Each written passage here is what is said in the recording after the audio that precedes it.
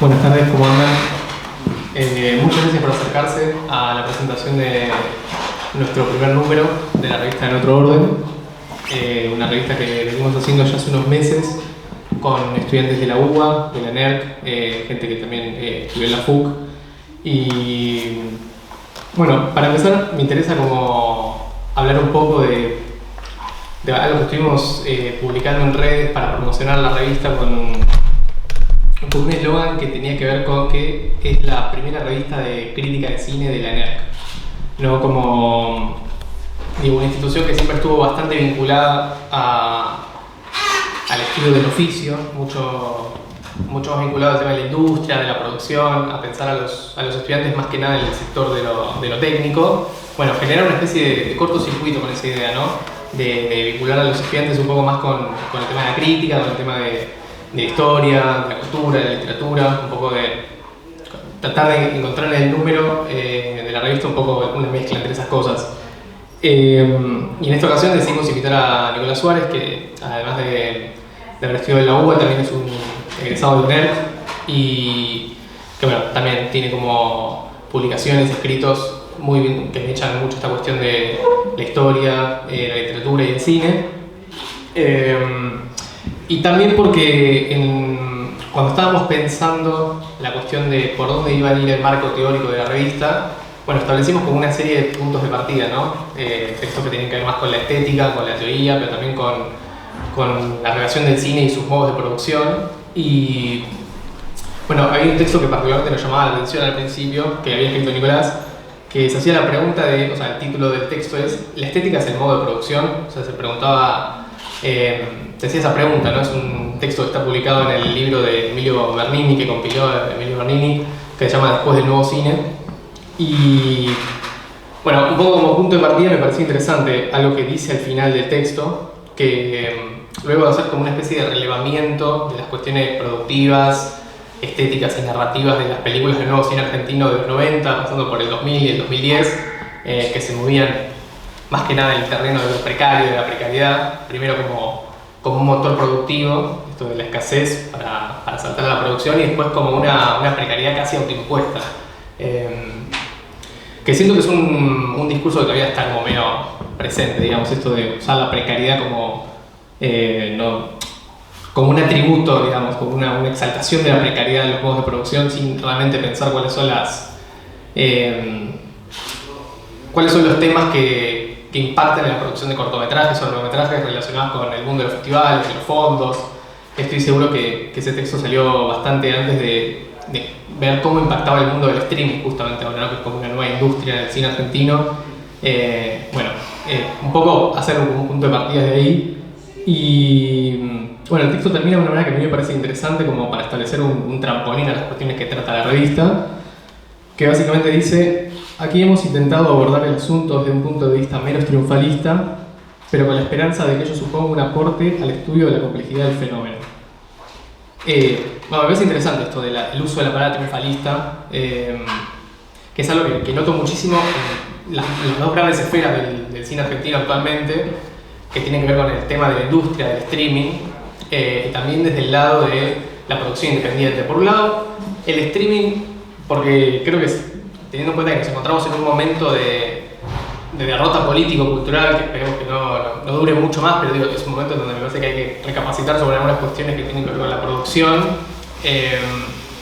Me interesa el uso de la palabra triunfalista, ¿no? Creo que las producciones del streaming se mueven dentro de ese campo, de la cuestión de, bueno, mientras se siga produciendo, mientras haya posibilidades de producción y mientras el streaming esté presente en lo que tiene que ver con la producción de películas en Argentina, estamos más o menos bien, porque lo importante es trabajar y producir, y no importa si las películas transcurren en escenarios que no representan necesariamente el territorio argentino, o bueno, como hay una frase que circulaba en la revista pero que no terminó quedando, un texto de Elena Trindade, es: sin importar si en las películas se dice refrigeradores desde heladera, digamos. O sea, como que estamos moviéndonos en ese tipo de contenidos, ¿no? Últimamente, sobre todo en los últimos 2-3 años, están saliendo muchas producciones que tienen que ver con el streaming y que no se relacionan necesariamente con las vivencias del argentino, con el territorio nacional, o bueno, mismo a veces uno se cuestiona si realmente hablan como hablamos nosotros, ni hablar de su ascendencia literaria, bueno, etc. Y siento que sentimos un poco que hay como una especie de un exceso de triunfalismo en ese sentido, como de, bueno, lo bueno es que se está produciendo, digamos. O sea, mientras se esté produciendo, no importa, porque lo que la gente quiere es trabajar, digamos. Y yendo más por el lado de lo que es el sector de la comunidad del cine independiente, yendo lo que es más por la comunidad del cine independiente también un poco, ¿no?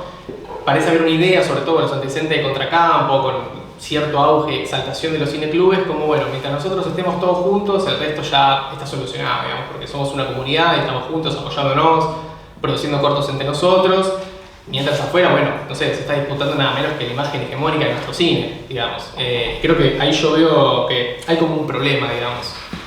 Entonces, en ese sentido, nos interesa como todo el tiempo estar fijando una crítica entre nosotros mismos, o sea, porque me parece que es importante establecer en ese sentido un combate no entre nosotros, no en el sentido de pelearnos y desgarrarnos y aplastar al otro, sino tratar de proponer un combate entre proyectos críticos, digamos. Yo no creo que necesariamente nos peleemos por el gusto en las películas, me parece que no es necesariamente lo que hay que buscar hoy en día, sino tratar de ver, bueno, cómo se contraponen los proyectos críticos y cómo podemos sacar una conclusión lógica de eso, una conclusión útil. En ese sentido, me parece que ahí también entra un poco la ENERC, ¿no? Y hablando nuevamente de este cortocircuito, me parece interesante resaltar que, bueno, si la ENERC justamente está preparando alumnos técnicos para hacer el cine comercial del presente, pero también del futuro, o sea, ¿qué pasa cuando esa masa estudiantil no está preparada a nivel teórico, crítico, histórico, práctico a nivel cultural, en la relación con eso, la literatura, la historia, o bueno, diversas áreas que quizás tienen lugar en otras universidades del país? Como que tratar de pensar un trabajo, volver a poner en el lugar ya no de un cineasta que simplemente se transforma en un filmmaker, que está todo el tiempo tratando de buscar una nueva película para trabajar, sin cuestionarse nunca cuál es esa película, o sea, cuáles son las imágenes que está ofreciendo, sino tratar de otorgarle nuevamente al técnico, al cineasta, un lugar crítico, un lugar preponderante. En ese sentido, creo que la revista no se propone necesariamente una superación de otras revistas, ni mucho menos de proyectos críticos que estén circulando ahora, sino como justamente, como dice el título, o sea, establecer un otro orden de circunstancias, un otro orden de conversaciones, un otro orden de cosas, digamos, como si estuviésemos en una mesa de discusión y estén establecidas, bueno, estas pautas, ¿no? Bueno, sí, el cineclub está bueno, el streaming da trabajo, está bien, eso son cosas importantes, pero hay muchas cosas más en juego que tienen que ver con qué pasa con las imágenes de nuestro territorio, de nuestro país, que están siendo absorbidas quizás por sectores que son hiperconservadores. O sea, que estamos en un gobierno de derecha, básicamente. Entonces, en ese sentido, no somos una superación, sino somos como una tercera pata, quizás, o una cuarta pata, no importa, que establece otro tipo de conversaciones, como si estuviésemos 2 horas hablando de un tema y uno frenase la conversación para decir, bueno, y hablemos de esto también es importante. Entonces, bueno, me parece interesante que comencemos a conversar un poco sobre la revista con este punto de partida, quizás. ¿Sigo yo? No. ¿Yo? Bueno, hola a todos. Gracias a todos los que hacen la revista por la invitación. ¿Me escuchan igual, no? Sí. Casi que me hace falta el micrófono, pero bueno. Digo a todos los que hacen la revista porque personalmente no los conozco, o sea, conocí hace poquito a Fran y a Santi que me invitaron muy gentilmente a leer, a conversar y a charlar sobre la revista. Lo primero que me preguntaba cuando ellos me escribieron es, ¿quiénes son estos pibes? O sea, yo estudié en la ENERC, terminé en el 2010 y, digamos, me preguntaba, ¿cómo es un estudiante de cine hoy? ¿Hay estudiantes de cine hoy? ¿Miran cine los estudiantes de cine? ¿O están todo el día en TikTok y van a una escuela de cine? Vaya uno a saber qué. Vaya uno a saber para qué. Así que tenía curiosidad de conocerlos. Los conocí, me encontré con, digamos, la mejor manera de conocerlos me parece que fue leer la revista, que no sé si todos los que están acá pudieron leerla ya, pero se los recomiendo. Y me encontré primero con una revista suculenta, digamos, ¿no? Es una revista que tiene, no sé exactamente cuántas páginas porque no tiene números de página, pero son unas cuantas. 128. 128. Un error de imprenta. Ah, mirá. No sé, me pareció como que también... Un gesto medio vanguardista. Claro, lo interpreté así yo, así que podés obviar eso y va a pasar. Y además de suculenta, es una revista ambiciosa, digamos, ¿no? Yo cuando terminé la edad tenía más o menos la edad que tienen ustedes, 25 tenía. Y me llamó la atención eso, ¿no? Ver gente muy joven. Yo me siento un poco viejo, no diría que podría ser el padre de ustedes, pero un hermano mayor. Y me llamó la atención ver que tienen mucho para decir, mucho para decir, mucho para pensar. Una revista ambiciosa, me parece que es, y esto lo digo en el mejor de los sentidos, ¿no? Ambicioso no es lo mismo que pretencioso, y me parece que funciona bien en esa ambición que tiene la revista, y es una ambición de tocar muchos temas, ¿no? Vos recién decías, bueno, hablabas del título en otro orden, que entiendo alude a Fowell, ¿no? Pero bueno, una primera pregunta que me haría o les haría, porque es un poco retórica también, es, bueno, ¿cuál es ese otro orden? ¿Hay un otro orden o son muchos, digamos? ¿Cuál es ese foco que ustedes quieren marcar? Porque yo lo que veía, o la primera impresión que me dio la revista, así a modo general, fue ver, por un lado, todo un núcleo de discusiones que más o menos tienen ya una tradición y se vienen dando hace bastante en la cultura y en el cine argentino, ¿no? Digamos, por decirlo rápidamente, la dicotomía cine industrial, cine de autor, que tiene, no sé, como 70 años, y uno la puede trasladar a la dicotomía Energ-Fuch. Y por otro lado, toda una serie de discusiones sobre el estado del cine y de las imágenes en el mundo de hoy, ¿no? Porque obviamente todas estas discusiones que podemos pensar en el marco del cine argentino, en relación, no sé, con Milei, con el Inca, tienen que ver también con, o al menos en parte, con un estado del cine en el mundo de hoy. Y eso me devuelve un poco a la pregunta primera que yo tenía, que es, bueno, ¿van al cine los jóvenes de hoy?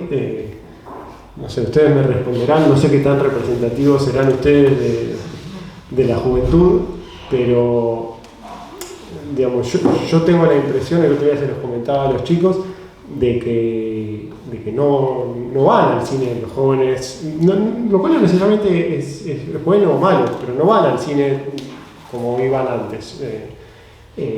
Capaz estoy equivocado. Después, por otro lado, también lo que vi es un estado de enojo que no me parece mal, digamos, sintoniza un poco con un espíritu general de la Argentina hoy, me parece, incluso, no sé, del mundo. Y pensaba, bueno, hay jóvenes de derecha muy enojados que los conocemos porque los vemos en las redes sociales, en la tele, y también hay jóvenes, no sé cómo se definirán ustedes, pero digamos, filo-izquierdistas que también están enojados. Claro. Y entonces, no sé bien qué sale de ese enojo, digamos, no creo que sea un enojo reaccionario, sino más bien lo contrario, es un enojo progresista. Pero bueno, yendo un poquito más a algunas preguntas que me gustaría hacerles a ustedes y cuestiones que yo fui viendo en la revista. Voy a empezar por algo que comentó Fran recién, que tiene que ver con esta suerte de eslogan que yo no tengo Instagram, pero entré para ver cómo era el Instagram de la revista y vi, efectivamente, puedo comprobar que decía una revista de estudiantes de la ENERC, o hecha por estudiantes de la ENERC. Y yo celebro que eso exista y que suceda. Claramente no pasaba cuando yo estudié en la ENERC. Pero también me pregunto, bueno, vos el año que viene ya no vas a estar más en la ENERC y supongo que muchos de los que hacen la revista, sean del año que sean de la ENERC, tampoco. Entonces, bueno, ¿cómo se proyecta esa revista? Y me da la impresión de que quizás la cuestión de la ENERC es una especie de excusa para hablar desde lo que uno conoce de otras cosas que exceden a eso, ¿no?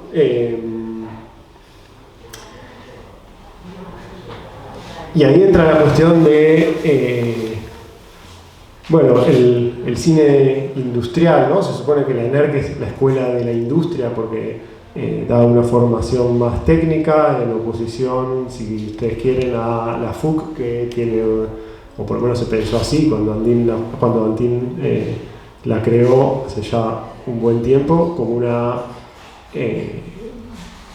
escuela más, si ustedes quieren, moderna, autoral, pero a la vez el escenario siento que es muy distinto hoy de lo que era cuando se creó la FUC, ni hablar, y cuando yo estudié en la ENERC también. El otro día comentábamos con los chicos que la FUC, por ejemplo, tenía una matrícula de 400 estudiantes que pasó a ser de 200 este año, ¿no? Entonces, una primera pregunta que yo tenía para hacerles a ustedes es ¿cómo sienten eso, ¿no? Digamos, me parece que hay ahí una oposición clara entre dos modelos, dos formas de pensar el cine, pero a la vez me parece que eso está cambiando y esta revista misma es síntoma de que ya eso no nos alcanza para explicar lo que está pasando, porque si los jóvenes ya no están en el cine y están, no sé, donde estarán, en TikTok o donde sea, si ya de un año a otro la matrícula de la FUC bajó a la mitad, que es un montón, bueno, eso es síntoma de un problema económico más grande, o también es síntoma de una merma en el interés por el cine, que no significa necesariamente una merma en el interés por las imágenes. Me parece que ahí hay todo un terreno muy fértil para pensar y para entender qué es hacer, producir, estudiar cine hoy. Podría hacer algunos comentarios de las notas que hay en la revista, la verdad es que son unas cuantas. Simplemente, y es muy difícil abarcarlas todas, tiene varias secciones, algunas más de actualidad, otras más de historia. Sí recorto algunas cuestiones que me parecieron interesantes. Toda la discusión que dan ustedes a partir de una nota de Cahiers du Cinéma sobre el estado del cine argentino, ¿no? Como si hubiera una contraposición entre la denostación que hay sobre nuestro propio cine de acá versus cierta canonización internacional. Entonces ellos se preguntan agudamente, ¿cuál es esa canonización? ¿Qué tipo de películas se rescatan ahí? ¿Por qué? Luego hay varias entrevistas muy interesantes también con dos en realidad, con Vanessa Ragone y Anaí Bernel, y ahí aparece otra vez la cuestión de la industria, ¿no? Básicamente el cuestionamiento que ellos hacen es, la escuela de la industria o el Inca se propone un cine industrial, pero ¿cuál es esa industria? ¿Hay una industria? Yo entiendo que ustedes dicen que no, Vanessa un poco les dice, sí, hay una industria, soy yo, dice. Pero bueno, un poco esa discusión me parece que está presente a lo largo de toda la revista. Puedo seguir comentando yo, pero si quieren, no sé, como prefieren. Podemos charlar un poco a través de lo que son las... O sea, porque tocaste como muchos temas que tienen que ver con varias secciones y podemos ir como una por una, quizás también un poco para conversar. Sí, hola, muchas gracias por venir a todos. Yo pensaba un poco en esta pregunta retórica que se hacía Nicolás, de cuál es ese otro orden de cosas que venimos a plantear, y me parece que ya desde el inicio de la revista, en la editorial inaugural, planteamos la revista, y quienes conformamos la revista somos de orígenes muy diversos, somos de orígenes casi antagónicos en ciertas cosas, y me parece que esa gracia que genera la polisemia o la variedad de voces que conforman la revista, de citas, de tipos de texto, ya sea la entrevista, la reseña un poco más clásica, el ensayo, la crítica, hasta juegos medio experimentales, y cosas que, por ejemplo, para muestra un botón de lo difícil que es y lo profundo que a veces llegan unos textos que no se mencionan películas, sino que se habla del cine, y lo difícil que era encontrar imágenes que refirieran a esos textos, porque no es que hablan de una película, sino del estado del cine contemporáneo. Entonces había que buscar imágenes un poco más agudas, un poco más finas, con imágenes quizás con dobles sentidos, en esa forma de pensarlo, y me parece que ese orden de cosas que venimos a plantear es múltiple. En ese sentido, no venimos a plantear una verdad unívoca y absoluta, sino que, por un lado, agarrando, Fran siempre dice que él es muy interesado en la historia del cine argentino y en las formas de pensar el cine argentino a lo largo de la historia, con los escritos académicos de la UBA, por ejemplo, que son muy fructíferos en ese sentido, y yo vengo más de caer al palo. Entonces, como esas cosas que pueden parecer contradictorias, cómo aunarlas en una publicación que pueda pensar el estado del cine contemporáneo, sobre todo, y también mirando para atrás, cómo se ve el cine del pasado y cómo ese cine puede repercutir en nuestro presente y nuestro futuro. Por ejemplo, eso se ve muy bien en el texto de Blas y Joaquín sobre la ley de cine, cómo se logró la ley de cine en su momento y cómo eso nos puede ayudar para hoy en día conseguir salir de esta derrota, de este magma que nos tiene medio atrapados sin saber qué hacer, y que un poco mueve a esa rabia que nos genera ver esa indignación, que nos genera ver la derrota. Bueno, planteemos algo, sentémonos a charlar y vemos qué se puede hacer. Y ese otro orden de cosas que venimos a plantear, en ese sentido, quiero decir, es tan diverso como encontrar en un texto que cita a Benjamin y 2 páginas después un texto que habla de Olmedo y Porcel. O sea, esas cosas que son maravillosas que se mezclen, y hasta un buen benjaminiano diría que es perfecto, porque hay que estudiar la cultura de masas y no hay que encerrarse a mirar el propio ombligo, sino salir un poco de los gustos y hablar incluso de lo que nos es incómodo, de lo que nos es difícil, como por ejemplo el streaming. Hace poco en varias charlas se viene debatiendo este tema, aunque no con la solvencia con la que nos gustaría o con la frecuencia con la que nos gustaría a nosotros desde la publicación. Y se hablaba como de ver series como que vinieran a hablar de series del streaming, por ejemplo, que ahora salió Atrapados o está en Envidiosa, que está llegando a mucha gente, como si vinieran a manchar las páginas de nuestras revistas, como si fuera un tema tabú o un tema sucio que no merece ser reseñado o no merece ser pensado, analizado, cuando se puede ver una gran parte del espíritu de época del realismo capitalista en esas series, por ejemplo, o en las películas del streaming, que no es lo único. También se puede ver cómo capturar un estado de ánimo en cierta manera, que eso es lo que nos más interesa del cine, esa cosa más inconsciente, no solamente una forma de politicidad o historicidad más explícita, como puede ser el cine militante. O sea, el cine militante fue en su momento un punto y aparte en la historia del cine, y y lo reivindicamos y nos emociona y nos conmueve hasta las lágrimas,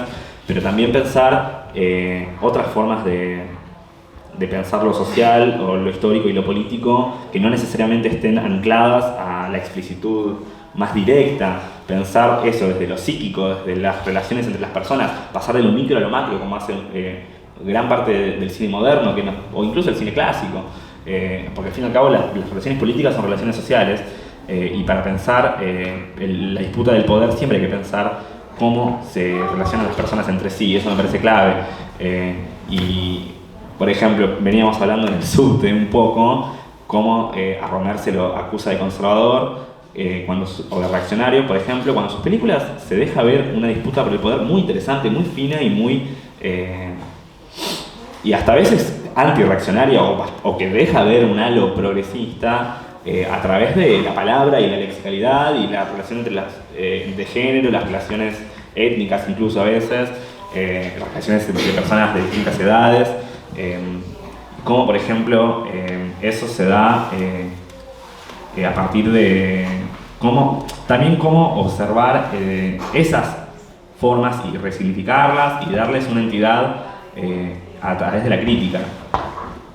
No sé, Frank, ¿qué tenés para decir con esto que teníamos? Sí, así como vos te quedaste con lo de en otro orden de cosas, a mí me quedan mucho dos palabras, una que dijiste vos, Nico, y otra que San, que es la de tensión y enojo. La de enojo me parece que es clave porque creo que sí, yo creo que ya es la portada y como una intención de calentura, para mí en el mejor de los sentidos posibles, siendo como que es un poco lo que veníamos charlando recién, de la cuestión de que sí, bueno, nosotros vamos a estas distintas charlas, yo particularmente tengo un par en la memoria que me resonaron mucho, una es la de Ginás y Fringuera en el FestiFreak, la presentación de La Vía Útil o incluso la presentación de La Década Perdida de Visconti, en las que sentí que en los momentos en donde más nos alejamos del sentido crítico del acuerdo, de lo que es, bueno, hay una cosa objetiva acá que es el libro, y bueno, el libro ya está escrito todo, pero en el momento en el que se abría el debate, muchas veces había como un enojo entre partes, que podían incluso pensar igual, pero que había, esos debates, esos enojos entre pares eran los que hacían aflorar la discusión, que siento que es un poco lo que está faltando, ¿no? Como esta cosa de que, bueno, si yo ataco, no sé, un texto o una película o lo que fuera, pareciera que significa la guerra total, cuando en realidad me parece que es donde más tenemos que apuntar porque es lo que hace que sea más productivo, ¿no? Más que avancemos hacia un horizonte un poco más claro, por lo menos tratar de que avance, digo, si nos quedamos en esta cosa de adulación pura, donde vemos que cuando se pone un poco difícil la cosa, porque digo, tratando de vuelta el tema de streaming, ¿no? Que es un tema que básicamente yo no lo veo planteado, excepto en algunas notas separadas, incluso en diarios, ni siquiera en sitios de crítica, cuando se toca el tema del streaming es como una cosa como que no se puede tocar, ¿viste? Como el público del streaming se va a estar manchando o se va a estar mezclando con el público más de elite, digamos, o sea, como no es algo que pueda pasar en la crítica, digamos, como que está medio vedado, y es algo que, bueno, un poco volviendo a los estudios académicos más de los 90, no sé, pienso en Aníbal Ford, en Jorge Rivera, en personas que tipo, justamente hacían textos y revistas y se metían de fondo en la cuestión de la cultura popular, ¿no? Digo, se peleaban con la idea de la cultura elite, pero todo el tiempo ponían en juego la televisión, en la radio, el teleteatro, el radioteatro, y no había como una cuestión de, bueno, no me voy a meter acá porque esto es una cosa de masas.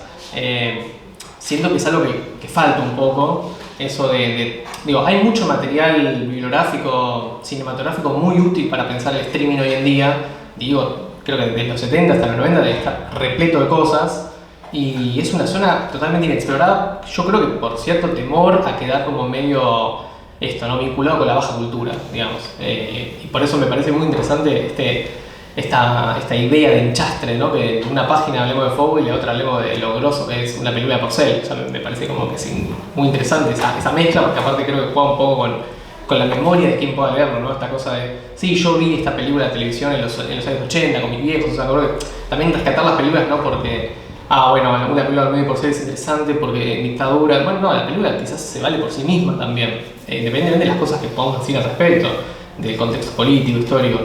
Y con respecto al enojo también me pareció interesante resaltar la sección que tiene que ver con la actualidad, que es una sección que pareciera que las personas que la escriben están enojadas consigo mismo también.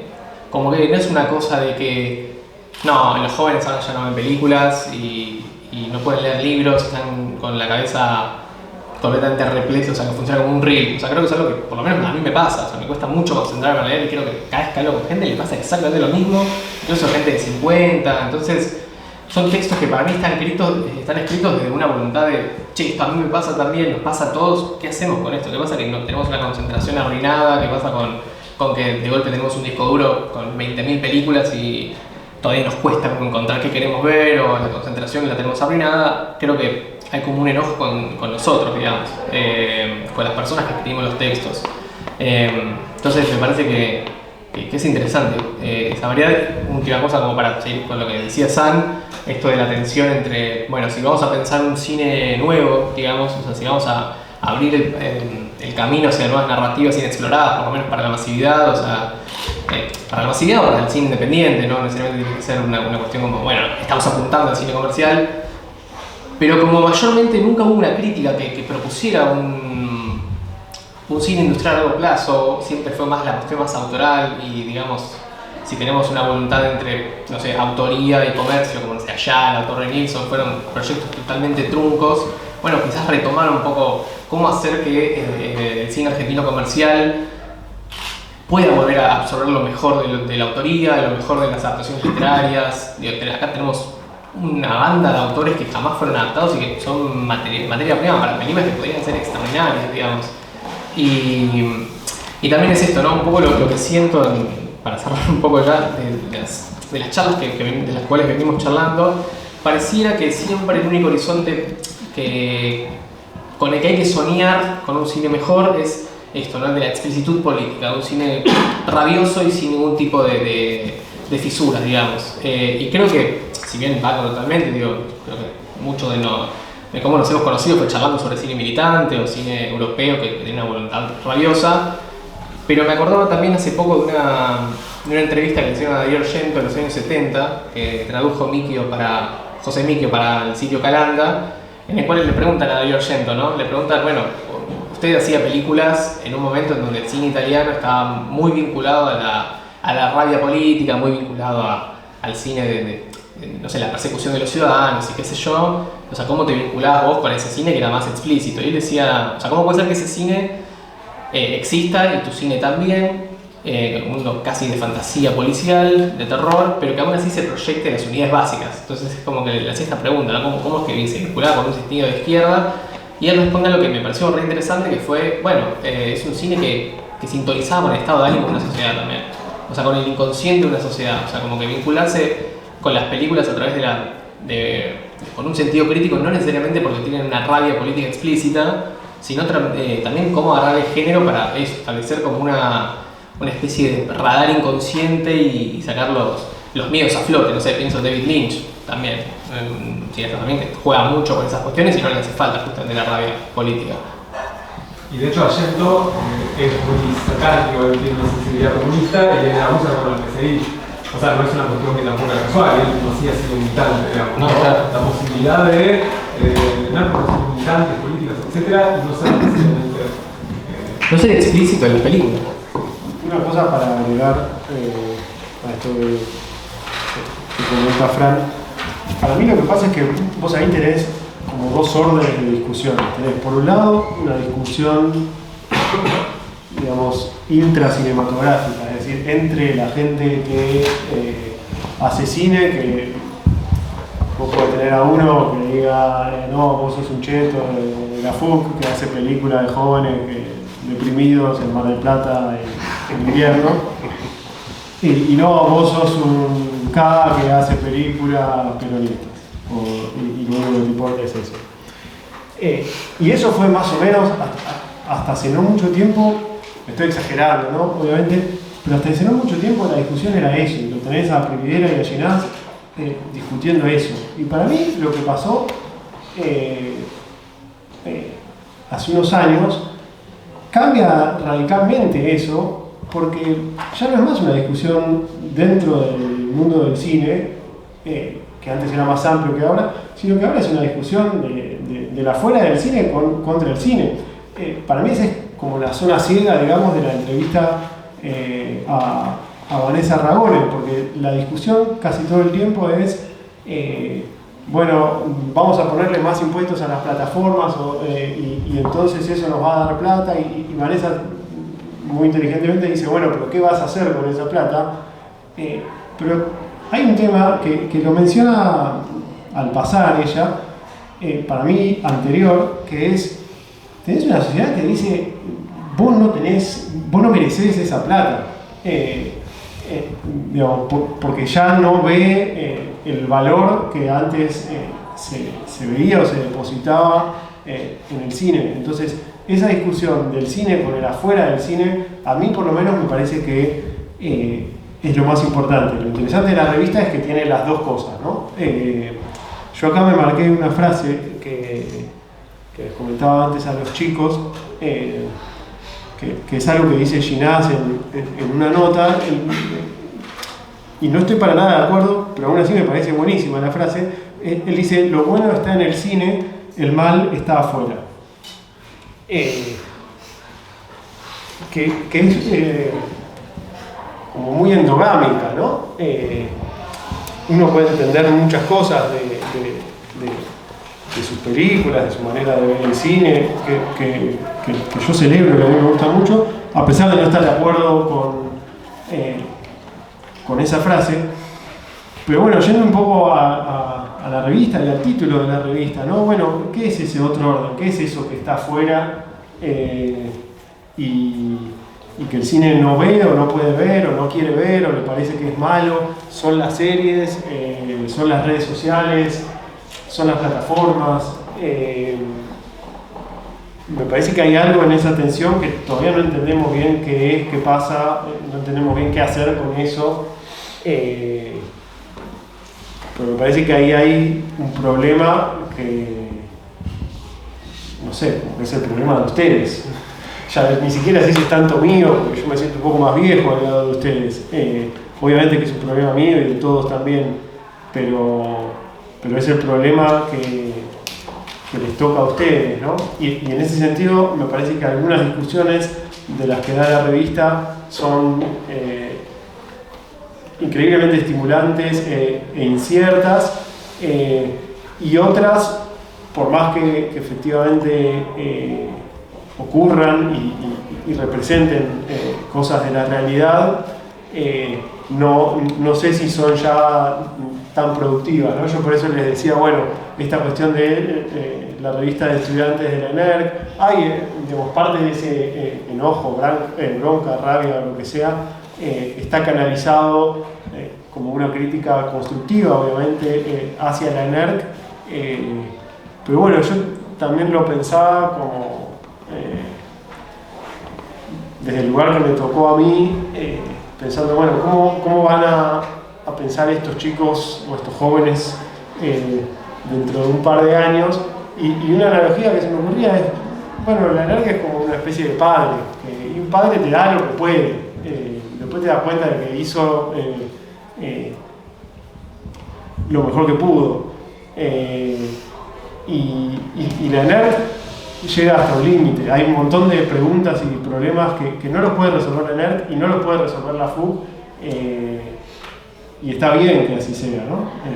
No sé. Bueno, ahí quizás estoy un cacho en desacuerdo.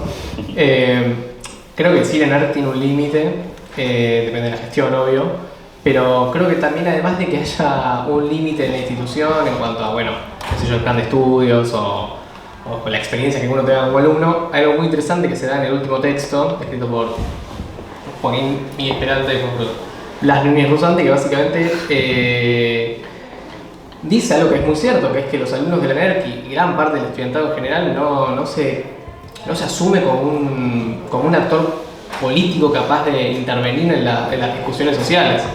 Entonces está bien, yo creo que la ENERC tiene un límite muy claro. Algo que me llamó mucho la atención cuando estuvimos conversando la primera vez que nos vimos fue como que eso, como que tu experiencia en la ENERC había sido como, sí, bueno, claro, cursé, estaba esto y lo otro, pero sentí que faltaba como esa cuestión más de intercambio, ¿no? Como con más intercambio crítico, más intercambio vinculado con ideas del cine. Y bueno, es un poco eso, como, o sea, si la ENERC tiene sus propios límites, ¿por qué no tratar de establecer un antecedente para que los alumnos puedan pensar más allá de esos límites, de esos bordes. Y por eso la insistencia en una especie de eslogan, ¿no? Bueno, la primera revista de cine de la NER, que bueno, eso suena medio como marketing publicitario, pero también es eso, de establecer un antecedente. Vos preguntabas, Nicolás, o sea, ¿qué vamos a hacer después de que nos vayamos de la NER? Bueno, es eso, establecer un antecedente, yo creo, necesario para que la NER, o sea, teniendo en cuenta que este año estuvo a punto de dejar de existir. Sí, o sea, mi pregunta era como mucho más concreta, en el punto que es, digamos, ¿cómo lo piensan? Si ustedes van a seguir haciendo la revista, si van a incorporar a estudiantes de las futuras camadas de la NER, si va a seguir siendo ese el foco. Me pareció coherente e inteligente el enfoque que le dieron y que pongan en las entrevistas, digamos, a la gente que está en otro lugar y ustedes se dediquen a escribir, digamos.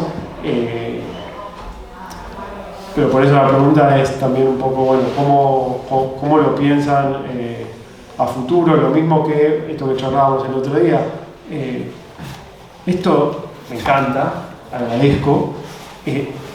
Es antiguo una revista así. ¿Hay una versión digital o no? ¿O la idea es ese gesto anacrónico a propósito por lo que genera, que es indudablemente cierto, el papel y el nivel de concentración y el procesamiento de la información que tiene leer algo en papel, que no tiene la misma llegada que puede tener un blog? Son preguntas que me fueron surgiendo cuando leía la revista y a medida que lo fui conociendo a ustedes, que imagino que ya las deben haber pensado, pero quizás está bueno también que aprovechando esta ocasión lo comenten, no sé. O sea, sí, la intención es abrir una página web, sí, ya. Sí, yo quería agregar un poco.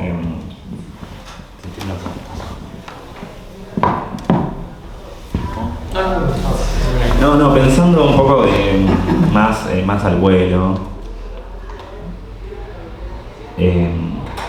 Cuando se habla de las problemáticas del cine para relacionarse con las redes sociales, por ejemplo, justo ayer fuimos a ver una película de Raúl Jude, que me parece uno de los cineastas más interesantes para pensar esos cruces, sobre todo porque no solo hace un gran enchastre de formatos, como hicieron los grandes modernos en su tiempo, como Godard, como Antonioni, como Puig, incluso en la literatura, sino que es una versión a la película que vimos, Continental 25, se me hizo muy parecida a una película de género argentina que se llama Un crimen común, solo que dado vuelta en su sentido.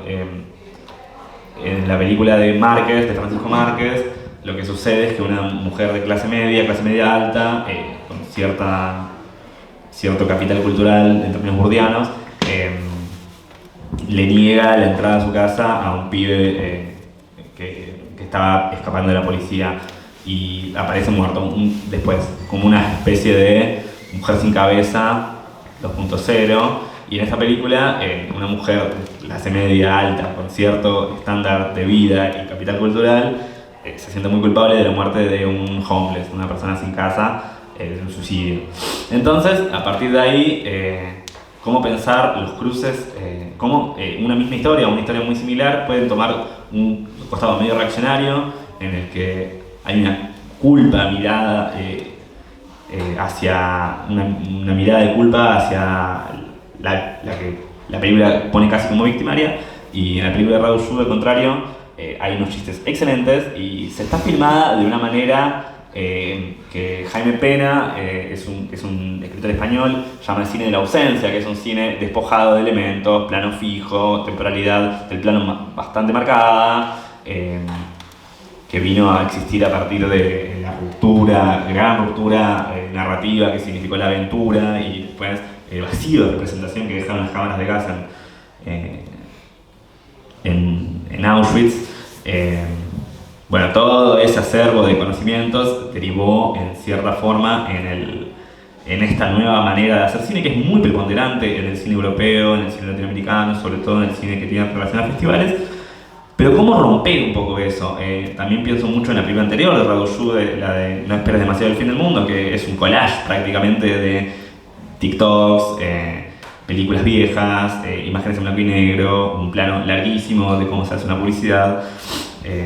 Y cómo el cine argentino quizás le falta un poco de valor en ese sentido a la hora de aproximarse a las problemáticas contemporáneas, y que en cierta forma queda atrás de cómo, hablando de vacíos de representación o vacíos generacionales, cómo en su momento grandes autores y directores de este país, como Glazer o como Walsh, se aproximaron hacia los géneros y hacia las problemáticas contemporáneas a su tiempo, con una raya política muy marcada, pero a la vez mezclando elementos del género, mutando los géneros, inventando un género nuevo como Walsh, o directamente hay una secuencia de Los Traidores que parece un videoclip con imágenes del Cordobazo que parece adelantada 50 años a su tiempo, y es increíble cómo es muy probable que nos hayamos perdido una generación capaz de ver a los ojos a la realidad política,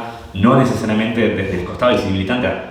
Siempre hablamos con Frank que es contrafáctico pensarlo, pero ¿qué hubiera sido Glazer en los 80, trabajando quizás con Aries en un contexto de producción industrial? ¿Cómo hubiera sido? ¿Qué rémoras del cine militante hubieran quedado? Se puede ver un poco en el cine de Pino Solanas, pero con cierta nostalgia por el pasado perdido. Pero bueno, ¿qué le queda al cine contemporáneo si no tomamos en nuestras manos? Bueno, yo no hago cine, pero le quedará a los cineastas, a mí me quedará analizar las películas en todo caso, a los cineastas tomar en sus manos las herencias tan importantes que tiene este país y tiene todo el acervo cultural del mundo, que hoy en día, ante un mundo globalizado, tenemos la chance de ver películas rumanas en el Bafisi y compartirlas y poder tomar de ellas sus elementos y transformarlos y probar cosas nuevas y hacer que el cine avance, poner nuevos horizontes. Me parece que se trata un poco de eso. Sí. Bueno, nos parece interesante también abrir un poco la charla, si les interesa. Sí, te alcanzo. No, primero con eso, de arriba de Raúl Yu, lo primero que dijimos que dijo ella ayer cuando dejó de verla fue eso, que no hay películas así en Argentina, que es una lástima porque es muy útil la manera del collage y la manera de entender diferentes formas unidas para pensar cualquier problemática. Y no sé, es algo, me parece una oportunidad perdida, pero también quería preguntar a ustedes si les parece así, cuándo fue el último momento que les pareció que eso se hizo y demás. Parece un caso muy específico, pero me parece muy útil para pensar. Sí, yo creo que siempre volvemos a los caminos conducen a Roma y un poco pensar a Martel como quizás la última gran cineasta que pudo tomar en sus manos no solo una forma plástica muy interesante, muy novedosa, muy moderna y a la vez muy abrasiva, sino una poética política muy marcada. Hay un texto en la revista que Fran compara la cineasta con la terraza en como formas de politicidad menos explícitas, sino más bien sutiles o más veladas, en que Martel no parece ningún político y son películas sumamente políticas en el sentido de las relaciones de poder, las relaciones de clase, las relaciones el racismo, incluso en cómo se habla. Yo creo que es una lástima que Martel no haya filmado más, pero y cómo también está filmando. Está filmando, pero tiene pocas películas, digamos. Sí, Hold On. Pero un poco me parece que... Bueno, está buena la pregunta que él hace también, porque a mí el cine rumano siempre me parece bastante argentino. Como que uno ve esas películas y dice, estos tipos que se están puteando en el tránsito podrían estar acá a la vuelta. Y yo al menos creo que el cine argentino en algún momento tuvo esa capacidad de decir cosas que o mostrar cosas que no se estaban pudiendo mostrar en ningún otro lado, ni siquiera en la literatura, y el cine argentino lo perdió, y coincido con vos en que el cine rumano sí lo logra. No sé por qué, no sé qué pasó ahí, digamos, y por qué toda esa camada del nuevo cine rumano pudo representar ese mundo de un modo que hoy pareciera que acá no se puede. A veces son así esas propias dinámicas, ¿no? Por algo son nuevas olas, en algún momento pasan a ser viejas. Pero coincido, sí, totalmente. Yo creo también un poco vinculado con lo que decíamos de, no sé, Cedrón o de cineastas desaparecidos que tenían una voluntad de ficción más allá de su militancia política. Creo que el cine más que se vincula más con la masividad, o que es un cine de pretensiones de alto perfil, es como muy reacio a los personajes ambiguos, digamos. Como que hay como una cosa ahí como que flaquea muchísimo, y pienso, bueno, vos decías, ¿cuándo fue la última vez que vimos algo así? Yo no vi la de Radu Jude, pero bueno, pienso en cuáles son las líneas que pudieron haber continuado este cine de más de Cedrón o de Glazer, y bueno, pienso inevitablemente en Einstein, personajes que son muy dudosa moral, o sea, pienso en La parte de León, que recién hace pocos días pensaba por qué se puede estar catalogando como una película que piensa políticamente su tiempo, porque no aparece ningún político, no hay ni marchas, creo, no hay una alusión directa a la dictadura, pero sí como hay una cosa de un estado de ánimo general destructivo, básicamente. O sea, ¿vos decís que es moralista el cine argentino? Yo creo, no, incluso lo decís por el cine de los 80, por ahí. No, por el cine de hoy. No. Sí, no sé si moralista es la palabra, creo que... Bien pensante, quizás. Bien pensante no es una palabra mejor, progre, como lo usan los Sí, morenistas. bueno, Es lo mismo. O sea, creo que hay una cosa, bueno, que decías de un crimen común, o bueno, pensamos en Francisco Santis también, que son personajes como con una ambigüedad un poco más lavada, digamos. O bueno, Estracera, 1985, como... No sé si está bien o mal, pero como muy direccionados, y bueno, vos ves La parte del León, también una película argentina comercial, y decís, bueno, hay mucho más cosas. Al final no sabes bien hacia dónde apunta el personaje. Y pensándolo con las líneas, bueno, faltantes, ¿no? del cine argentino, como decís vos, volver a pensar cineastas de autor, de género, como, bueno, Cedrón con Operación Masacre, que, o sea, si bien es una película de cine militante, política, es una película policial en muchos sentidos. Y volver a pensar esos cineastas no desde el lado meramente político como de militancia pura, no porque quiero separar forma y contenido, pero o sea, vos ves Operación Masacre de vuelta y ves algunas relaciones de poder muy, muy claras. No sé, pienso en la forma en la que Cedrón presenta a los personajes abandonando a sus mujeres a través del encuadre, sin decir nada en particular. Creo que son formas de acercarse al género también de maneras muy interesantes, y me parecen innovadoras y disruptivas en ciertos sentidos. O sea, volvés a ver la Operación Masacre de los 70 y me parece que lo hicieron ayer, o sea, es espectacular. Bueno, por ejemplo, hay una hipótesis que se sostenía mucho en las discusiones también sobre el cine, la ausencia de representación de cuestiones políticas muy concretas en el cine argentino de la década del 2000, 2010, que era que, bueno, por ahí como está todo tan tranquilo, de alguna manera, hay que esperar a épocas más jodidas para que aparezcan películas realmente rupturistas y agresivas, ¿no? En los 60, por ejemplo, dictadura, y de los 90, por ejemplo. Bueno, ¿qué pasa ahora? Este sería un buen momento, según mis hipótesis, la hipótesis de que durante el cristianismo no aparecían películas realmente morenistas, porque había cierto estado de calma. Bueno, habría que ver. Hablando de eso, me llamó la atención, hay un texto también que habla de Crónica de una fuga, y un poco volví a las reseñas de Crónica de una fuga, y se la trataba como una película básica, o sea, como oficialista, digamos, y que tiene un montón de cosas que son bastante incómodas con respecto a la representación de los subversivos, de la relación de la entrega entre compañeros, o sea, cosas que quizás ahora están un poco más en boga por, no sé, pienso en Las llamadas, digamos. O sea, cosas que están como bastante metidas en la película, que tienen que ver con, bueno, vos entregaste a tal y vos militabas con tal, y digo, no me parece una película necesariamente cómoda, digo, no me parece una película a la TV pública, digamos, sino me parece una película un poco más incómoda, o lo suficiente como para que, no sé, un actor super K como Pablo Echarri haga de milico torturador, digamos. Entonces también un poco... No era Supercar cuando se hizo esa película. ¿no? Me parece que no. Vale. O sea... Okay. Podría... La lectura quizás que ahora tenemos es que es un actor Supercar. No, eso sin duda. Sí. Pero bueno, pensando en películas incluso de la década kirchnerista o del primer periodo, o sea, también uno puede pensar que estaba todo muy tranquilo, pero esas discusiones sobre qué había pasado en el pasado reciente, justamente de los 70, después de Nunca Más, después de la lectura de los 90, o sea, bueno, me parece que había ciertas películas que tocaban esas cuestiones. Sí, incluso La vida por Perón es una película muy incómoda en ese sentido, que pone, o sea, en ese sentido puede ser hasta un poco reaccionaria, pero porque pone a los montoneros como víctimas del delirio prácticamente, pero tiene una cosa incómoda y es difícil de ver, tiene un humor muy ácido, muy sardónico, y es del 2006, si no me equivoco.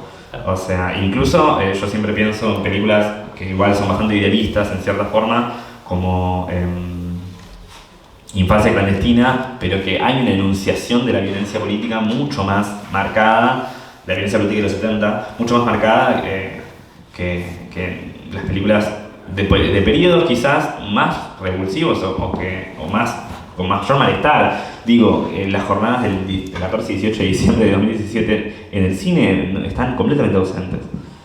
No hay ni siquiera documentales sobre eso, que fueron las jornadas de las leyes jubilatorias contra Macri, de ahí salió el famoso gordo del mortero. Pero cómo esa revulsividad y ese enojo que se vivió que se vive hace 10 años prácticamente, no aparece en el cine, sino que aparece una cosa mucho más bien pensante, mucho más elusiva, mucho más ausente.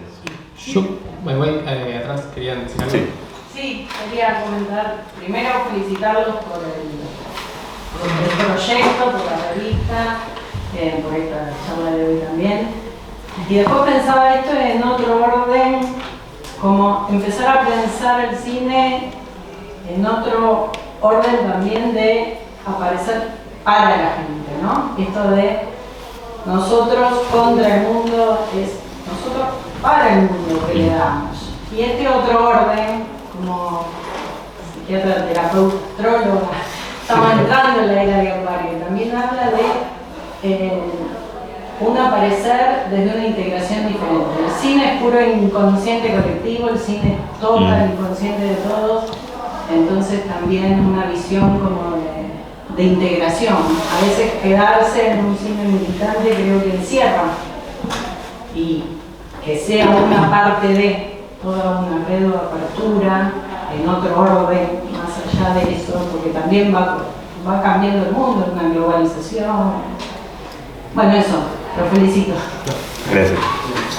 No, bueno, igual vinculado a lo que vos decís, esto de cómo aparece la realidad, o sea, cómo aparecen esas jornadas, tal, y en el cine, bueno, eso, volvemos, o sea, no hace falta que aparezcan necesariamente como imágenes documentales o como referías explícitamente a eso. Yo creo que hay muchos cines justamente, esto es lo que me parece interesante de las películas de streaming o del cine industrial, en la cual la crítica es completamente reacia, básicamente parece que le da asco. O sea, me parece a mí que las películas de, no sé, de Borenstein, de Connie Duprat, de Cifrón, bueno, etcétera, etcétera, los directores más de alto perfil, nos pueden gustar más, nos pueden gustar menos. El estado de ánimo está ahí, es latente. Digamos, ves una película de Winograd como El Gerente, es una película que está plagada de trolls, de gente a la cual le garpan para decir vos sos un hijo de puta, vos te tenés que matar, o sea, como que es el centro de la película. Y son películas que eso, por pertenecer a un sistema más bajo, de cultura más baja, digamos, no son películas que se piensan para pensar el presente. Y eso, o sea, volvemos a lo mismo, al inconsciente y el estado de ánimo. No es algo que necesariamente se dirige a, bueno, los trolls, un documental en Netflix de los trolls de Milei, o una película independiente que pone en escena a los trolls. No, es una película que está poniendo en escena a los trolls y que te remite inconscientemente a lo que, no sé, lo del Ali Espósito, por ejemplo. Y es como bastante directo. Sí, o cómo esa explicitud política o ese estado de ánimo a veces queda relegado al documental, en cierta manera. Lo más explícito y directo. Claro. Bueno, hay algo también que tiene que ver con la forma, ¿no? Porque no solamente es, bueno, el contenido, los temas que uno busca tocar o representar, sino también cómo se hace eso. Digamos, siempre va acompañado, me parece, cuando sucede algo novedoso, de cambios en la técnica. Vos decías recién el gordo del mortero, del cual todos creo nos acordamos. Bueno, eso no es una película, pero es un meme. Claro. O sea, todos lo consumimos y lo conocemos de esa manera. Después es verdad que a veces el cine es más o menos abierto o poroso para recibir esas cosas. En ese sentido yo coincido en que quizás sí es un poco cerrado, elitista, bien pensante, moralista, llamémoslo como ustedes quieran. Y en cambio, por ejemplo, el caso rumano es verdad que es distinto. Después uno obviamente puede decir cuánta gente en Rumania ve las películas de Radu Jude y supongo que no muchas, pero bueno, es otra discusión también. Pero digo, simplemente para traer también la cuestión de la forma, que no son solo los temas, ¿no? Claro. ¿Alguna pregunta más? ¿Algún comentario?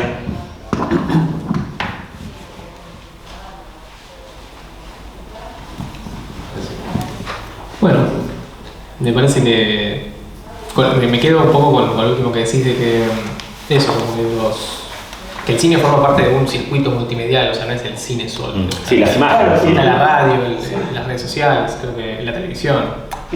Y en ese sentido está bueno también reivindicar, digamos, volviendo a la cuestión de la ENERC, pero no solo por la ENERC en sí, bueno, la cuestión de la forma, del saber hacer algo.